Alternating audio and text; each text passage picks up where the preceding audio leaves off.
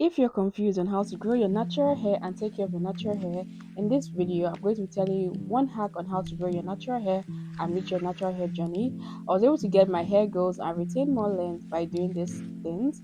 It's very easy, just 5 things. So what I changed in my approach to protective hairstyles, so many changes, and I started retaining length and the overall health of my hair when it comes to picking a protective hairstyle. This is one thing that is very important. You need to know what type of hair you have, if you have a fine hair strand or a thick hair strand. For me, I have fine hair strands, and it really helps me to pick protective hairstyle that work well with my hair type.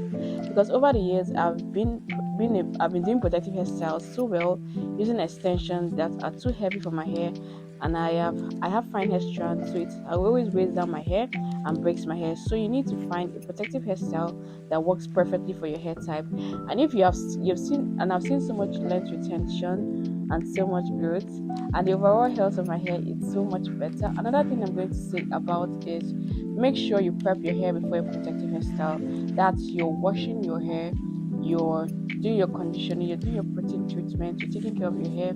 Basically, protein treatment helps strengthen your hair, and doing that makes your hair good and gives a good foundation for protective hairstyling.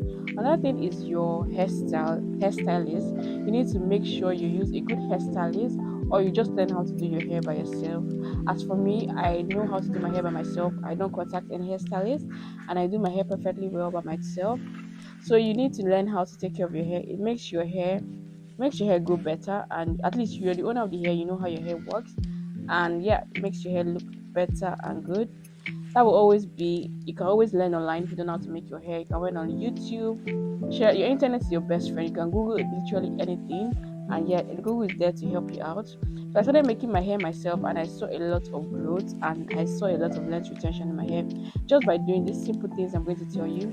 Next thing I did is to mention that your duration. You need to keep your protective hairstyle for at least 2 to 3 months so you can see growth. So yeah, I normally keep my hair for at least 2 months. So during those things, I don't just leave my hair like that. I also take care of my hair. My routine, I also do my routine every time. So yeah, the reason why you're not retaining length is because you're doing too much manipulating your hair. So protective hairstyling is just that duration you need when your hair is just kept in a protective hairstyle, and you can retain more length and see more hair growth. So keeping your protective hairstyle for a longer period is another way of seeing more length retention. I'm not over manipulating my hair. My hair isn't breaking off as much and changing my hairstyles frequently every three weeks or months. That did work for me. So you need to make sure that you keep your protective hairstyle for a longer period of time. Another important thing is your routine. You need to make sure you have a good routine that your hair loves, and and being consistent with that routine. Creating a good routine for your hairstyle is important because consistency is very important in natural hair journey. Your routine for your hairstyle is very important. Being consistent and very important. You need to make sure you're washing your hair twice every week. You're doing your moisture routine. Your moisture routine should be done every twice every week. And taking care of your hair. Your hair loves routine and thrives better when you have routine. So make sure that you're caring for your hair and you're taking care of your hair.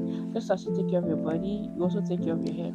And doing your routine, make sure you're consistent, and every day every routine is different, depends on your hair type. Another thing I would say is mention is your products, the products that you use. If you use products that don't work for you, you stop and then you try other products that actually work for your natural hair, and you notice that you notice the products that are working for you, and just be consistent with that. Know your hair porosity is very important, whether you have high porosity hair or low porosity hair. It really helps you to pick products that work well with your hair type.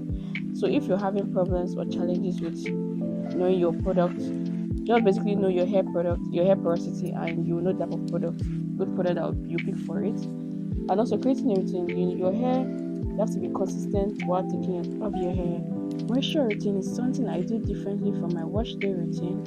It's still similar, but the routine is based on my hair when my hair is dry. And anytime your next hair wash day, my hair will not be feeling dry. So because I wash my hair once every 2 weeks, that doesn't mean I don't do nothing to my hair until that time. You should make sure you always take care of your hair even after you've done your wash day, just to take care of basically just doing your moisture routine. It's something that you do when your hair feels dry, or when your hair feels like it's not shiny and it's not looking good looking. So basically is actually something you do. So creating a moisture routine is very important. During this process, I didn't wash my hair. I started doing my moisture routine, my deep conditioning, and because I have high porosity hair, so my hair gets dry faster. So my moisture routine can be done in maybe once every 2 weeks or depending on how I'm feeling. So basically, I just how my hair feels like. If I touch my hair and it's feeling dry, I always like just pour water on my hair, and then I seal it with my deep shea butter. And yeah, that's basically what I do for my weekly moisture routine. So yeah, it's very important you do this before your wash day so your hair isn't too dry and there's not so much build up on your hair. So it's something I would advise everyone to do. Like as you can see, I'm basically just adding water. Water is the best form of moisture you can put to your hair.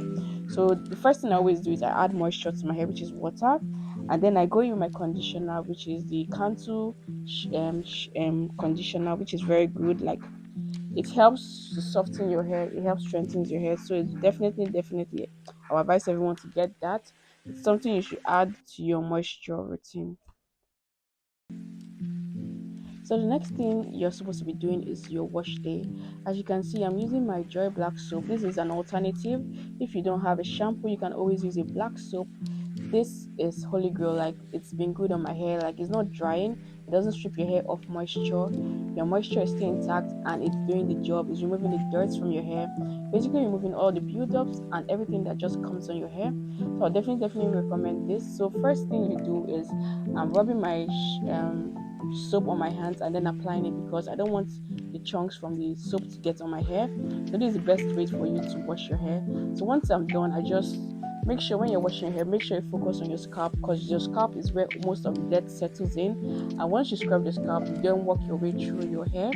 So yeah, once you're done, you always rinse your hair just to remove. I normally double wash like hair because I always have so much build up in my hair. So once I wash the first time, I always wash again the second time and then I rinse off. So once I'm done rinsing off my hair, I go in with my deep conditioner. This is something that you should be doing. Deep conditioner is very good for your natural hair, especially if you want your natural hair to be strengthened and healthy. It's something you should definitely put into your moisture routine, your wash routine.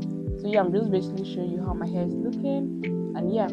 So next up for going in with our moisture routine, this is something I would advise everyone to do. So now I'm going to be using my Jamaican castor oil on my edges.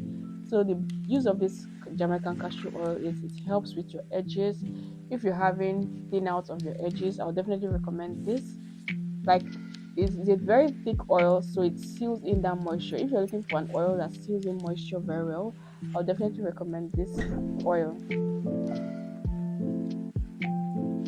Next thing I'm going to talk about is treatment. Treatment is very important when it comes to your natural hair journey. If you notice your hair is breaking a lot and you're experiencing a lot of hair loss, treatments are what's going to help your hair grow. So this is a juice I did. I did cloves and rosemary juice. Cloves helps your hair grow better, get your hair strengthened, and it's good for your natural hair. So this is basically me just applying it to my hair. I tell you this thing works. Like once you do this, cloves help to remove dandruff. If you're suffering from dandruff, I'll definitely recommend this. So yeah, I apply this every 2 to 3 times every week, and you experience a lot of growth. So the one thing I'll say is if you don't have dandruff or you're struggling, if you have dandruff and you're struggling with dandruff, then aloe vera can help in case of cloves and rosemary. So these are the two treatments I have done and it has definitely worked for me.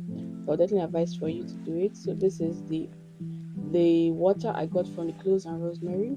So yeah, basically I'm just going to apply it to my hair. And guys, when I tell you this is so soothing, I can keep it for. It doesn't have any smell because cloves, rosemary and cloves, they don't. It smells nice. It's not smelling like it's not an awful smell. So I definitely recommend this. So yeah, this is basically just applying it to the scalp of my hair, guys. When you're applying it, make sure you apply it to the scalp of your hair, not the the length of your hair, your scalp, guys. And when you're applying that, massage it to your scalp so it can enter into every part of your hair. So yeah, that's what I'm basically doing.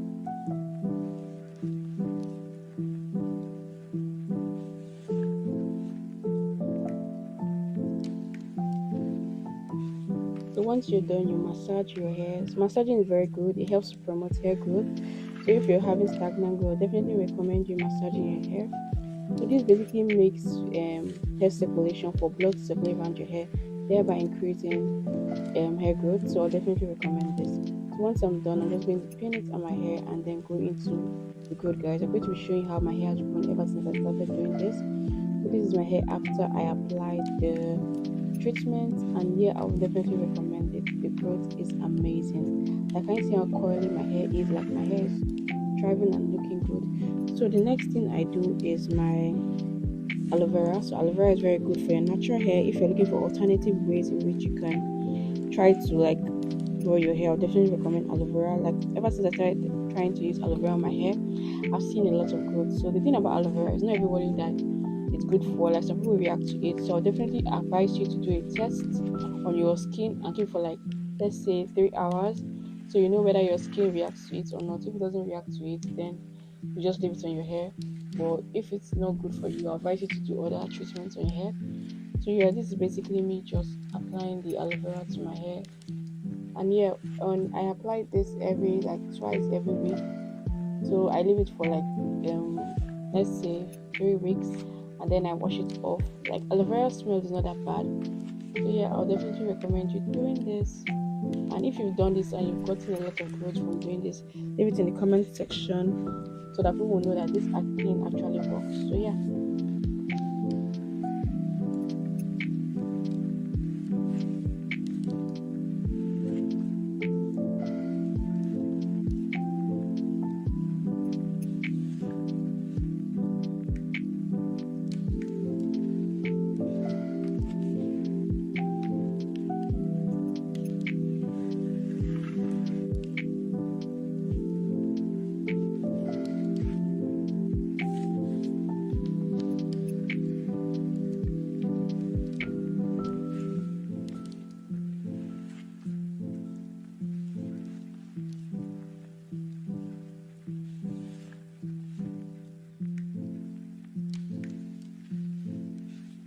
The next thing I'm going to talk about is your protective hairstyle. So you're supposed to make sure that your protective hairstyle is not too tight and not too free. Like, your protective hairstyle is not supposed to be pulling out your hair.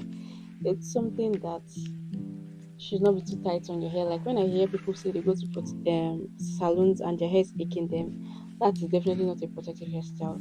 Your protective hairstyle is not supposed to ache you. It's not going to be tight on your hair. It's supposed to just be normal, like how I'm doing it. So I advise you either learn how to make your hair by yourself, or you speak up when your hairstylist is making your hair too tight or too loose.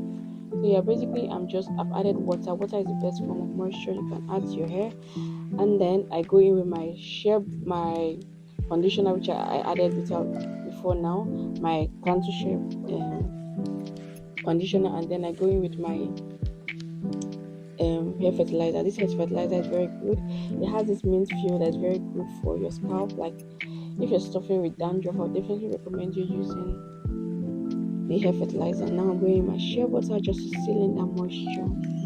And yeah, once your moisture is sealed, you see the difference, guys. Can you see? Like, the water is not dropping from my hair, everything is sealed in. And this in this method, your hair can last for like, you can see how water on your hair for like, let's say, 3 days, and your hair is not dry, it's still looking healthy and all. So now I go in my detangling brush just to remove all the knots from my hair. And yeah, I got this detangling brush from a nearby supermarket. If you just go to any supermarket, just ask them for the detangling brush, you would see this. So yeah, once I'm done brushing my hair, I just go in plaiting it. So when you're plaiting your hair, make sure, like now we're doing one with our hair, make sure you divide your hair into 3 parts. So once you divide your hair into 3 parts, you take the first part, you move it to the left, and the right part, you move it to the right. Yeah, the right part to the left, and the left part to the right. So that's how you do it. You just be moving it round and round. And yeah, that's the way you make your natural hair. I have a full video on my channel on how to make cornrows. So if you want to learn how to make cornrows on your hair, I will link that in my description box for you to see. So yeah, so this is basically me just making my box braids.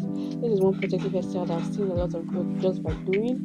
So I definitely recommend this. You can either do this or twist. But the reason why I love braids so much is because it stretches my hair out. Like, I don't have any form of tangles, any form of knots when I do put braids. But with twists, your hair can twist up and lock up. That's why I always prefer doing braids. So yeah, just leave it in the comment section which protective hairstyle you've done and which one has worked for you. And yeah, I'll be there to answer your questions. If you have questions, leave it in the comment section about natural hair. And yeah, just watch this video on how I make my hair. So I hope you guys enjoy this video. If you enjoyed this video, leave it in the comment section. Please don't forget to like, share, comment, and I'll see you guys in my next video. Love you guys so much. Bye.